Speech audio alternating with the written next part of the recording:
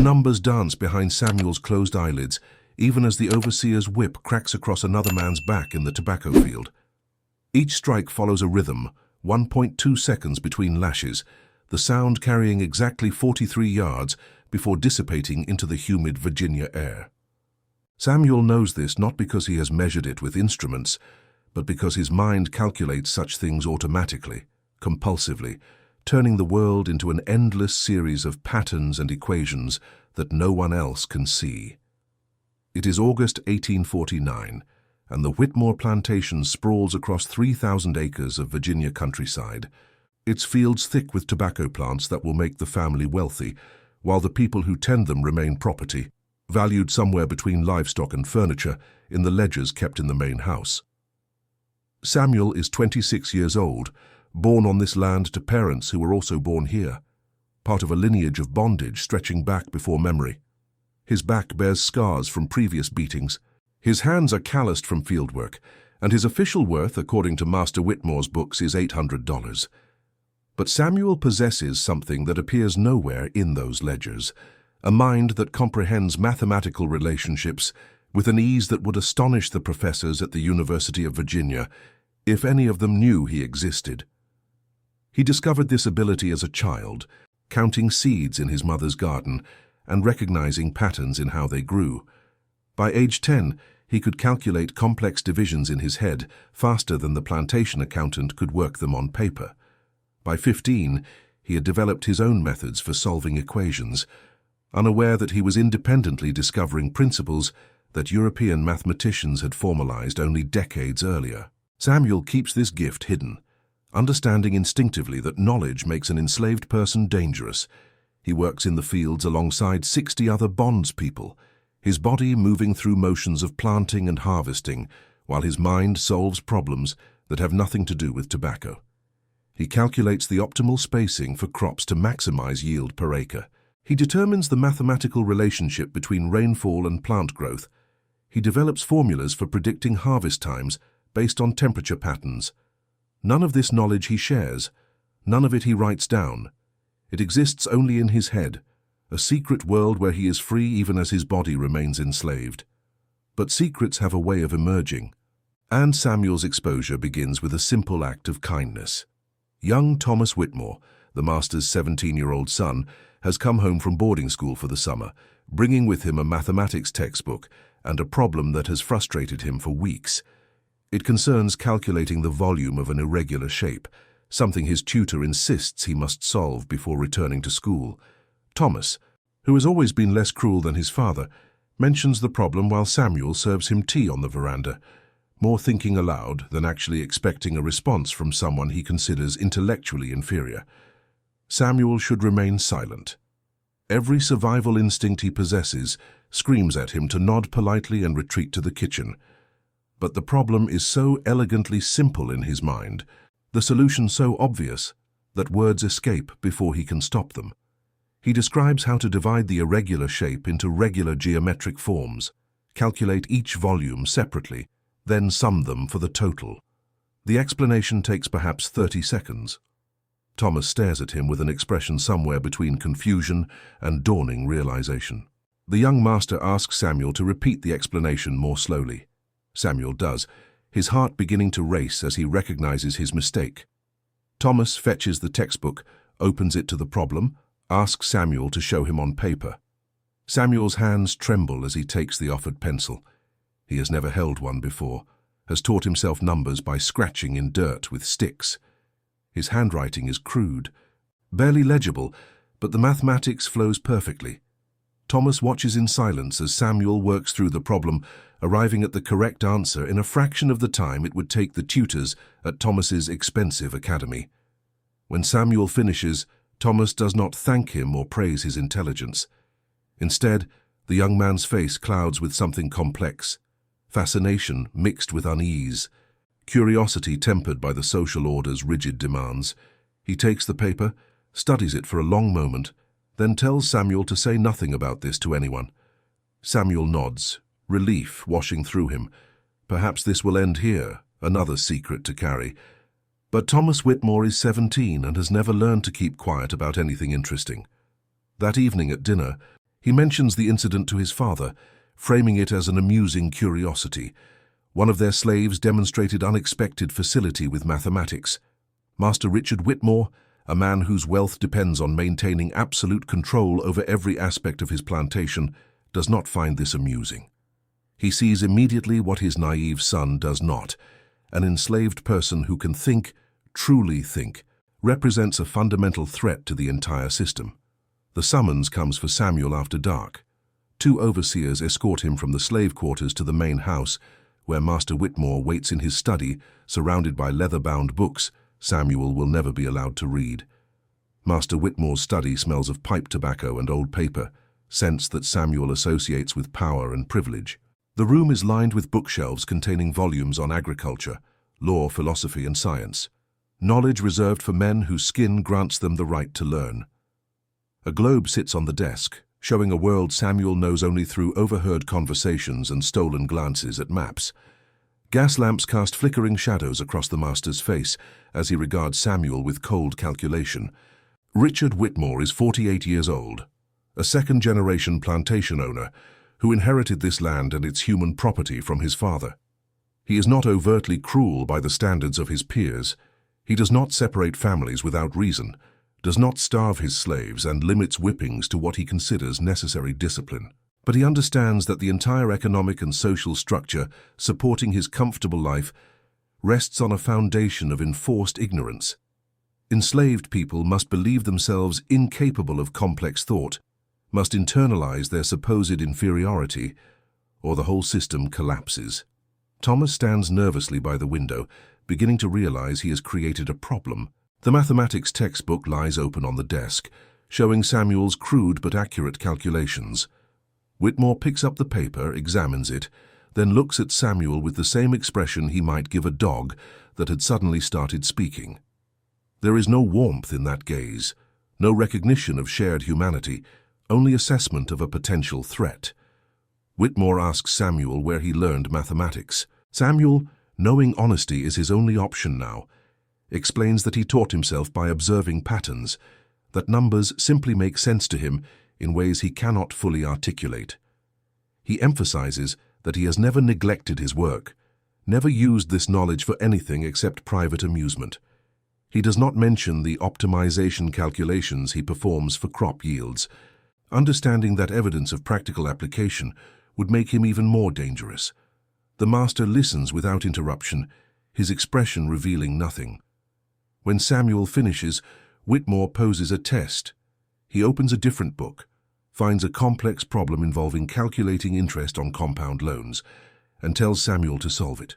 Samuel does so, working the numbers in his head and providing the answer within 2 minutes.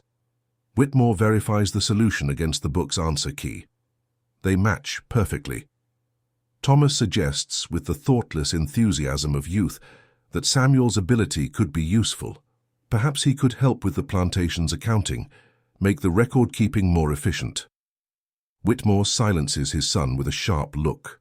He understands what Thomas does not, allowing Samuel to handle numbers that matter, giving him access to financial records, would be teaching him the language of power.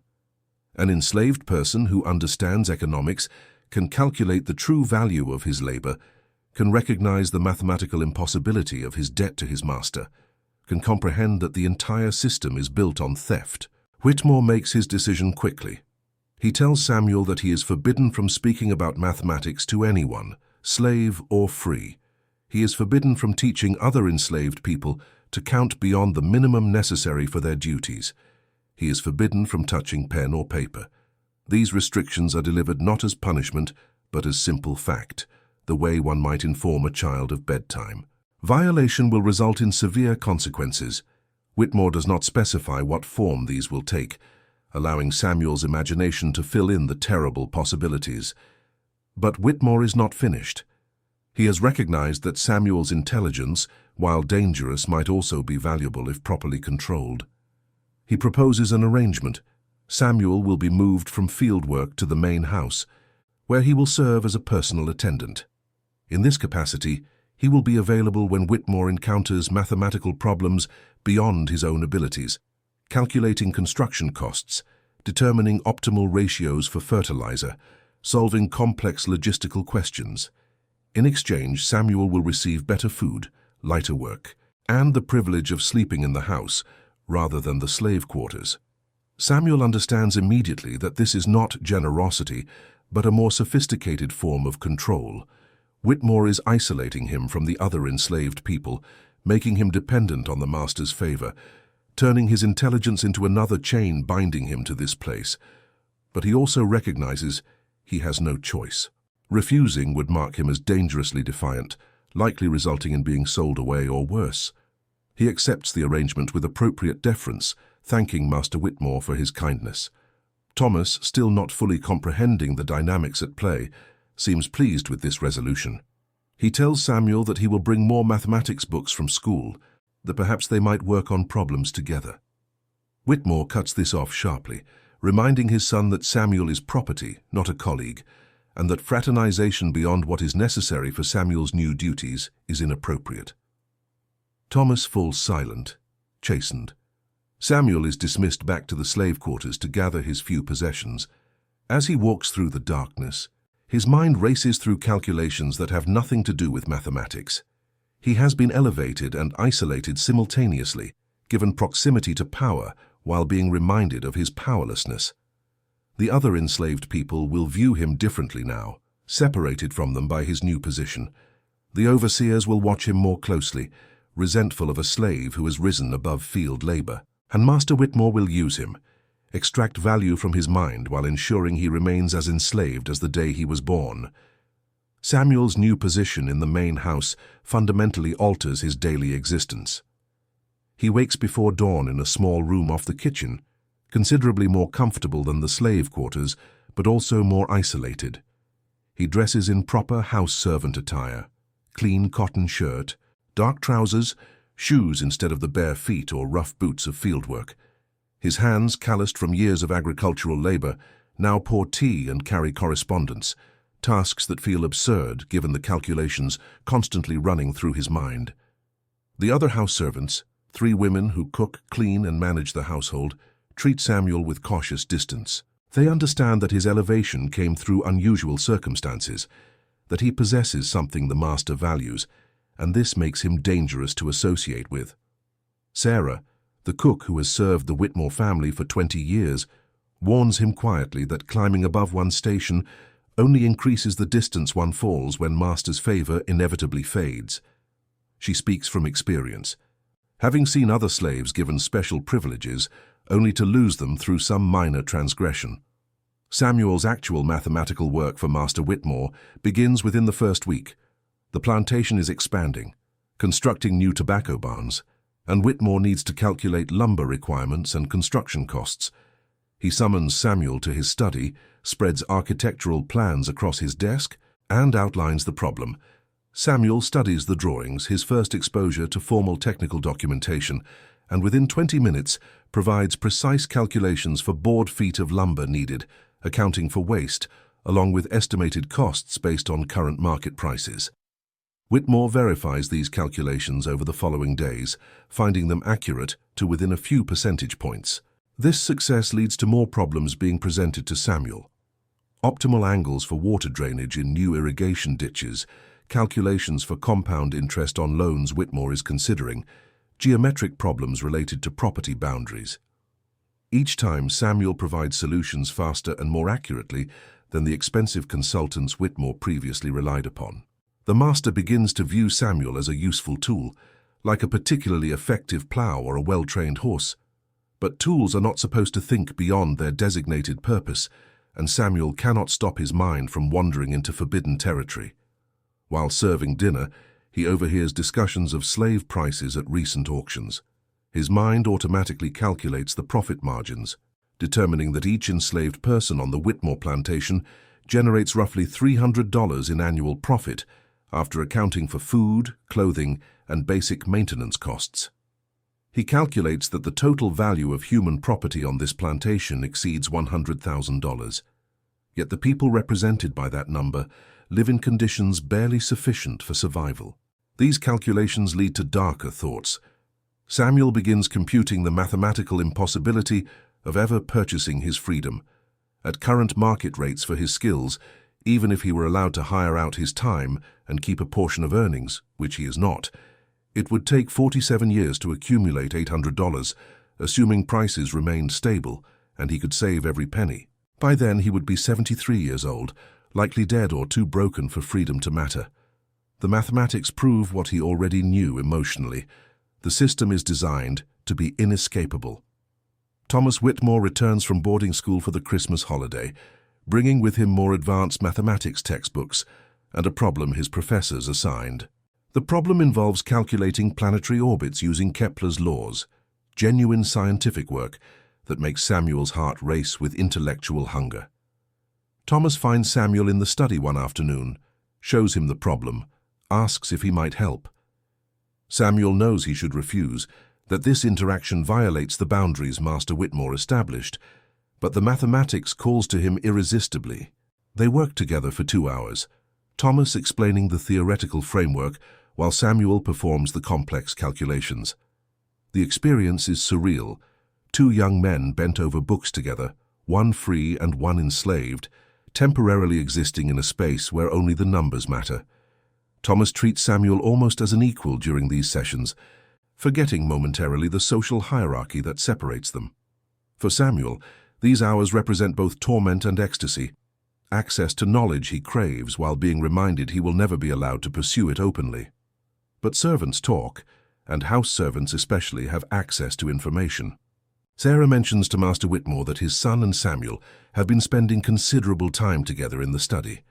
Whitmore, who has been in Richmond on business, returns to find this arrangement well established. He summons both Thomas and Samuel, his anger cold and controlled.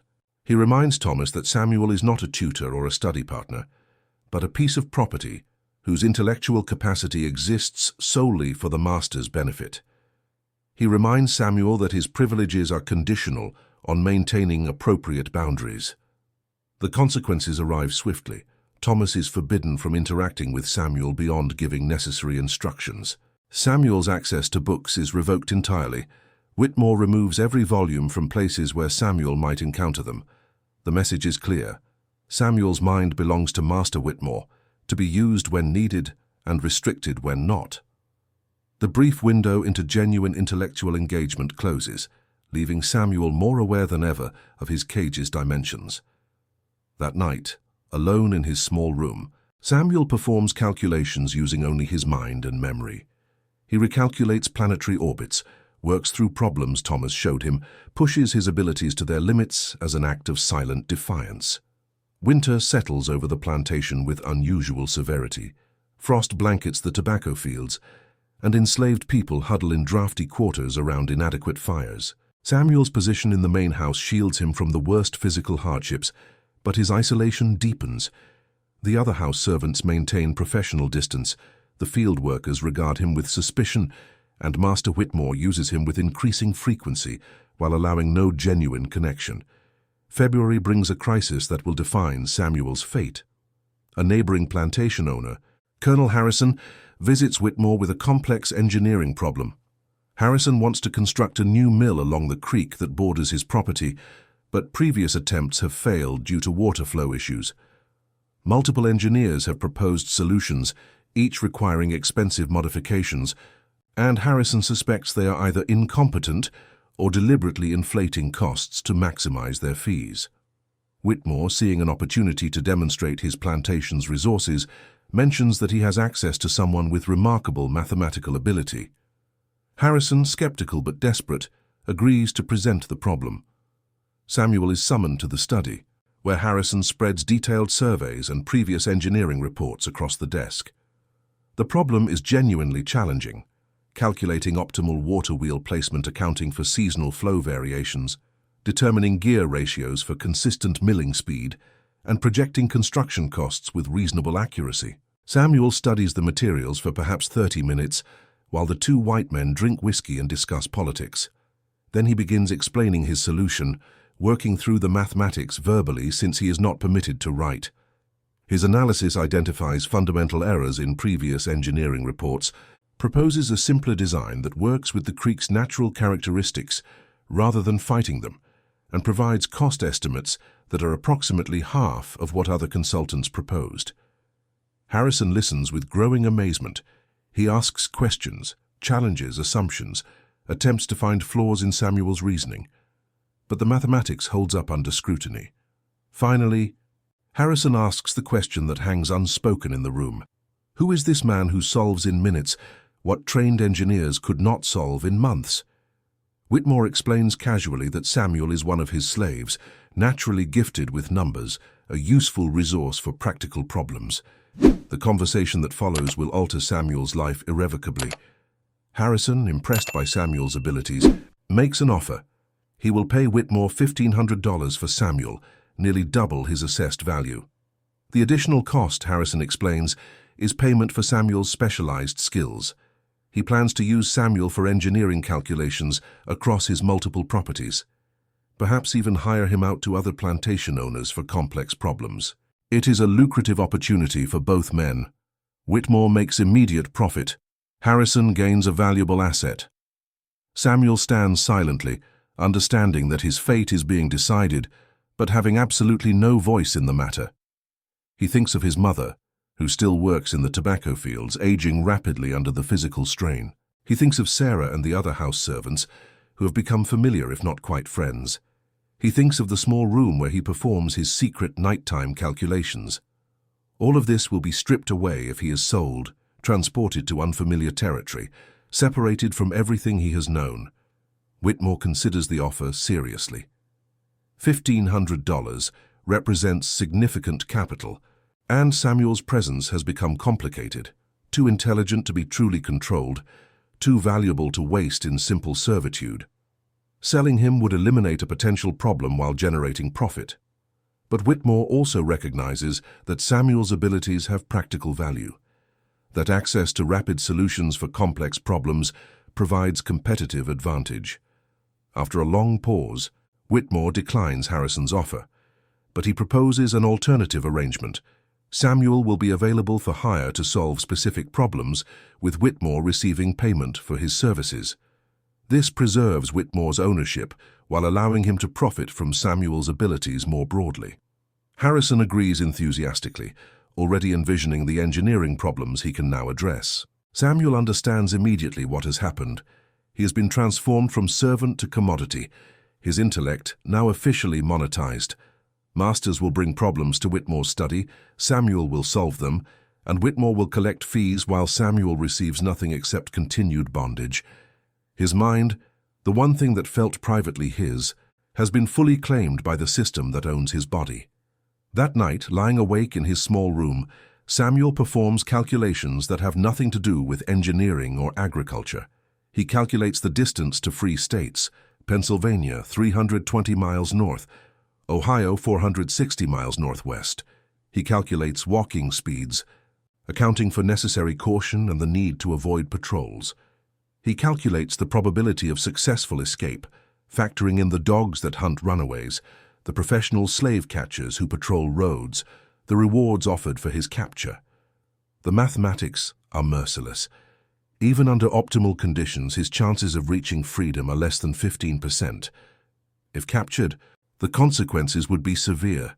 Whipping at minimum, likely sale to the deep south where conditions are even more brutal, possibly death if he resisted. But 15% is not zero. 15% means possibility exists, however slim. Samuel has lived his entire life performing calculations that benefit his oppressors, solving problems that reinforce the system enslaving him. His mathematical gift, which should have opened doors to universities and scientific recognition, instead makes him more valuable as property. But numbers are neutral. They can calculate profit margins and construction costs, but they can also calculate paths to freedom. For the first time since his intelligence was discovered, Samuel begins applying his abilities to his own liberation. He starts gathering information casually, noting overseer patrol schedules, memorizing road layouts from maps glimpsed in Whitmore's study, calculating optimal timing based on moon phases and seasonal guard rotations.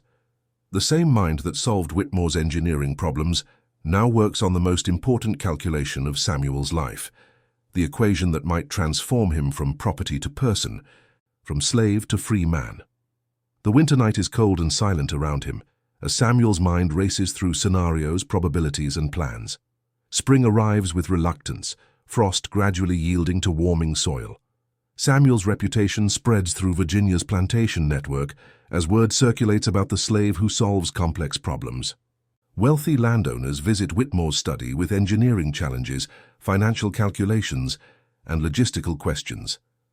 Samuel performs flawlessly, his solutions invariably accurate and often more elegant than those proposed by paid consultants.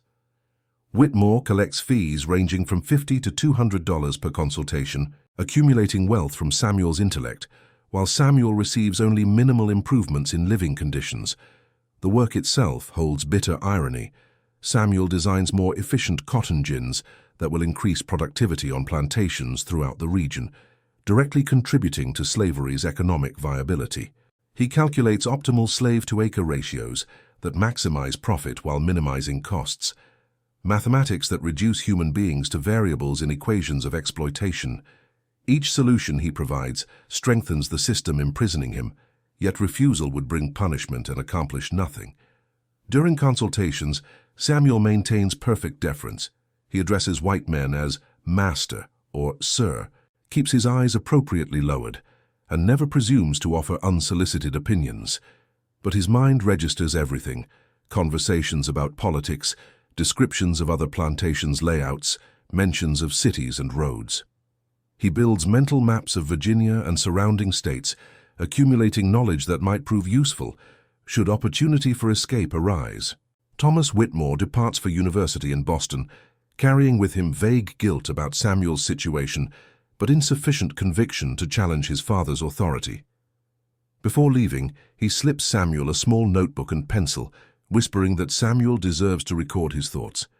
Samuel thanks him but burns both items that same evening, understanding they represent a trap. If discovered with written mathematical work, Whitmore would interpret it as evidence of dangerous ambition, possibly selling Samuel south as punishment. Sarah notices Samuel's growing restlessness.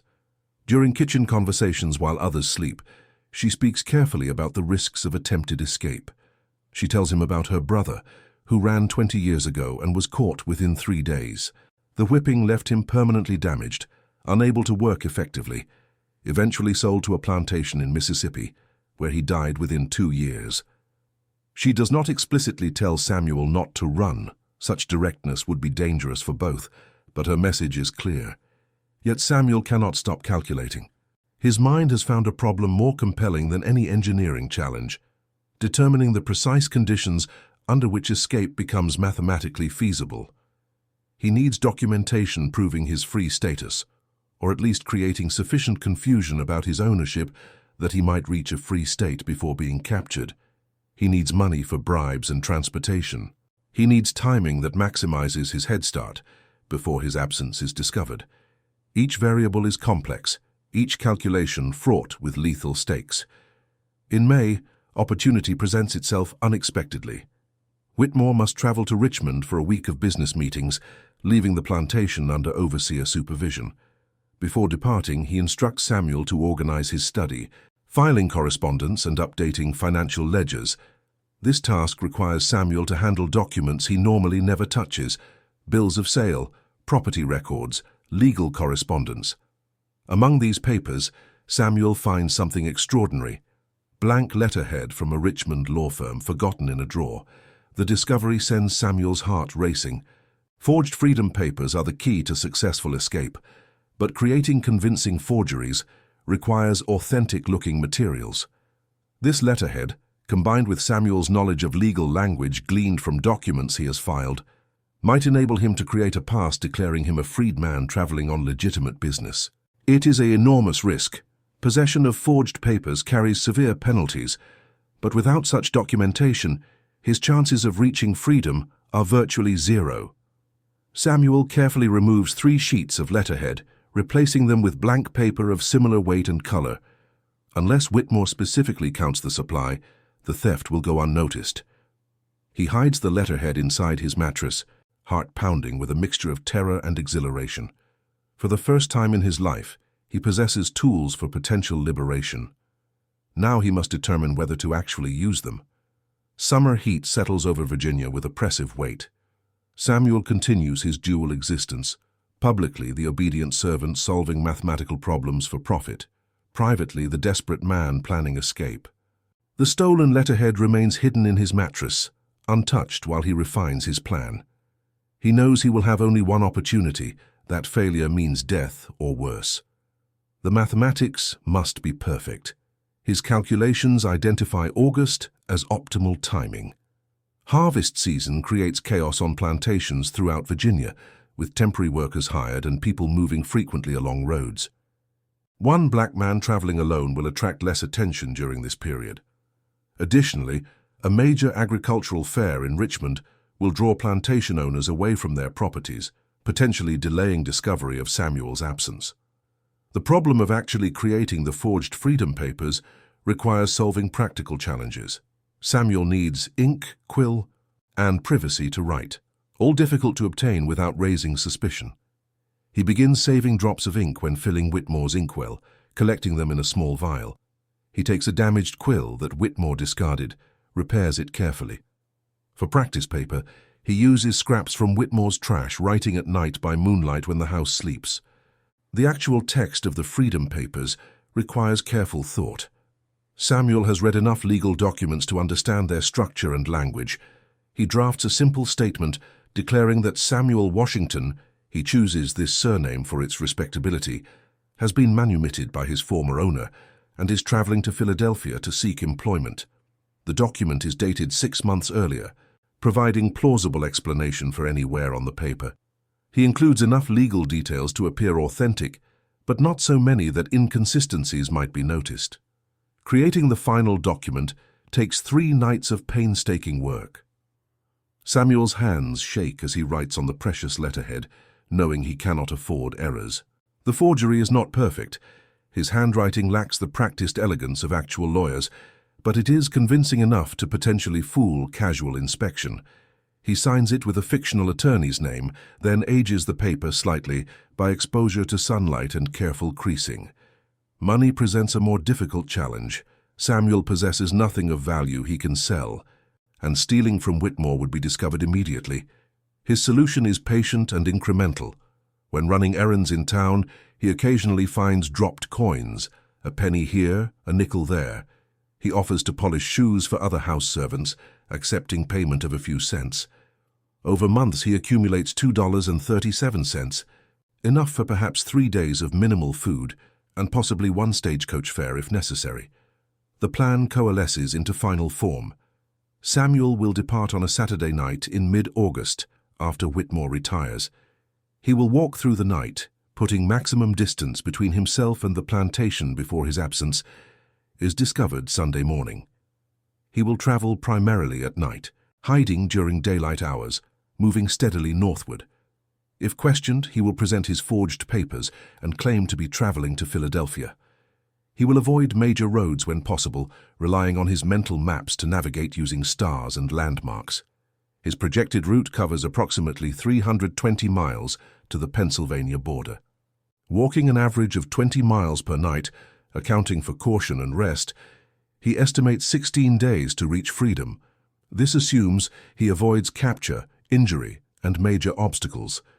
The mathematics give him perhaps 20% chance of success, a marginal improvement over his previous calculations.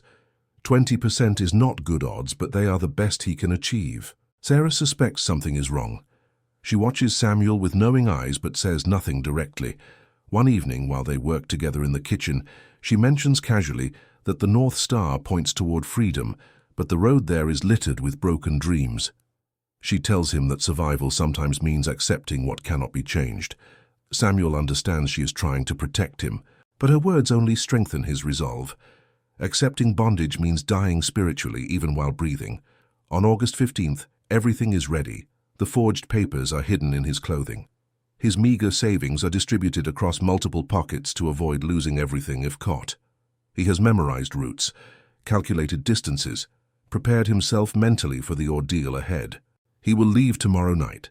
After 26 years of bondage, Samuel will finally claim ownership of his own life, or die attempting it. Saturday, August 16th, 1849.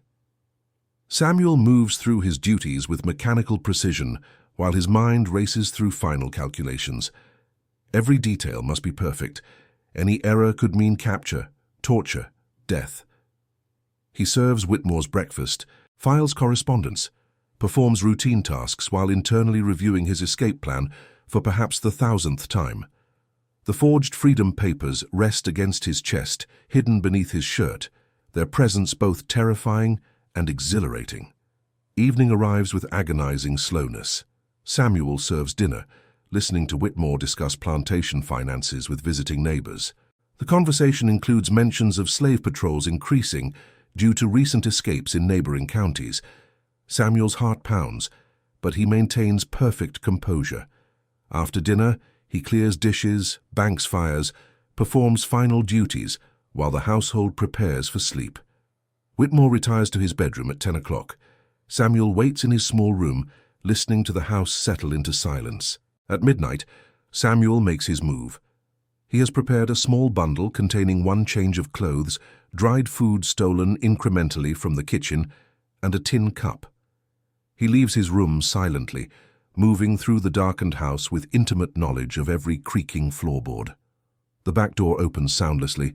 He oiled the hinges 2 days ago. Then he is outside, breathing free air under a waning moon that provides just enough light for navigation. Samuel walks quickly, but not frantically, heading north across fields he has worked for years.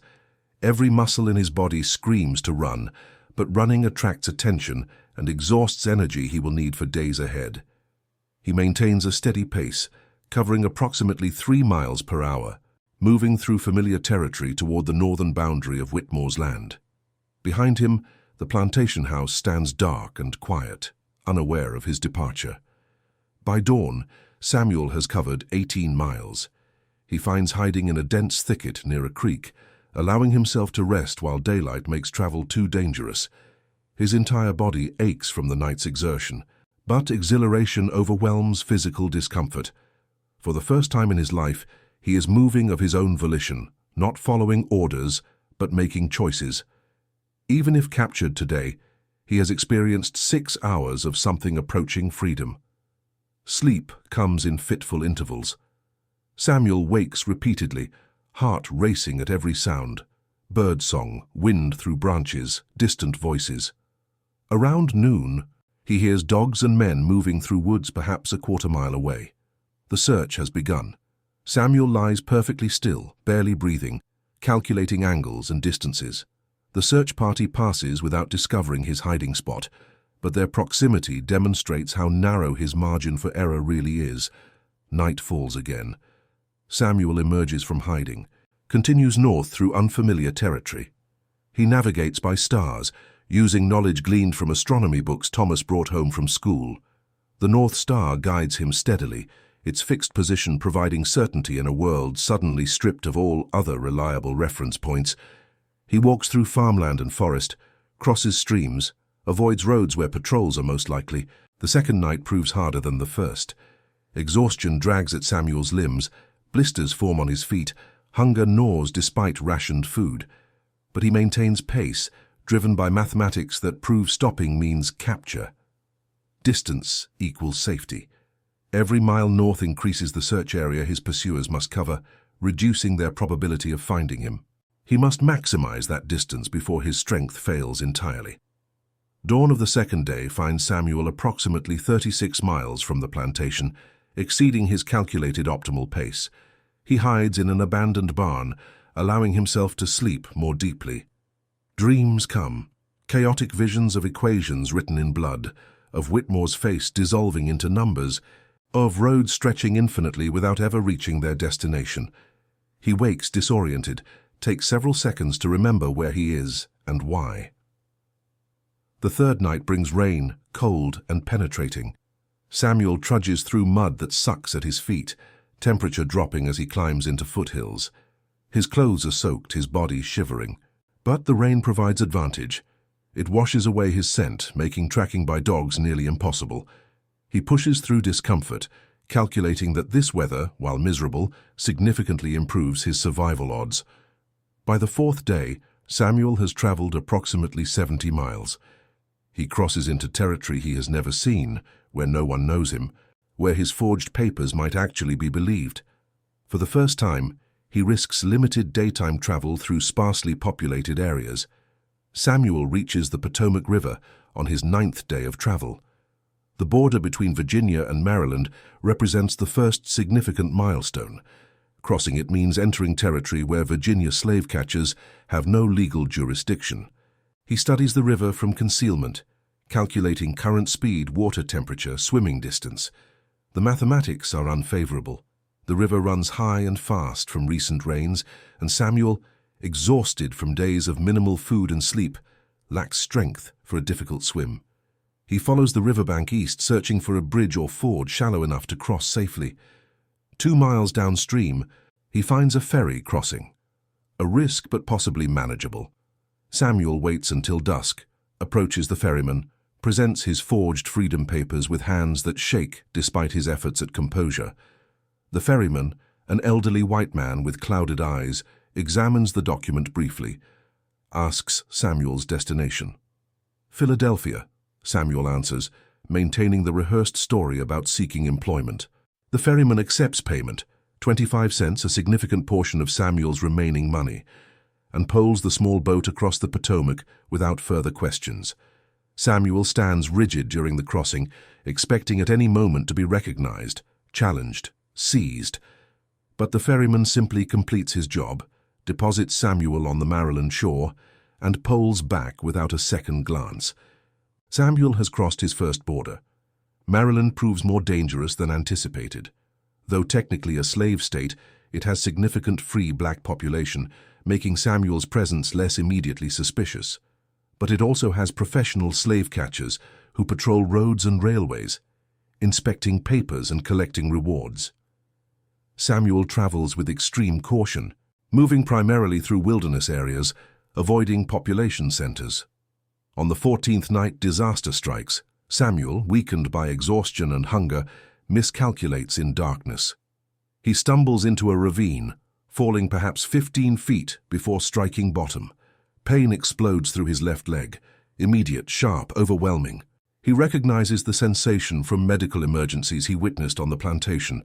His ankle is broken or badly sprained, possibly both. The mathematics of his situation change instantly and catastrophically. Walking is now agonizing and slow. Samuel fashions a crude crutch from a fallen branch, but his pace drops to perhaps 1 mile per hour. Pennsylvania border, previously 3 or 4 days distant, now seems impossibly far. He continues anyway, driven by desperation and the knowledge that stopping means certain capture.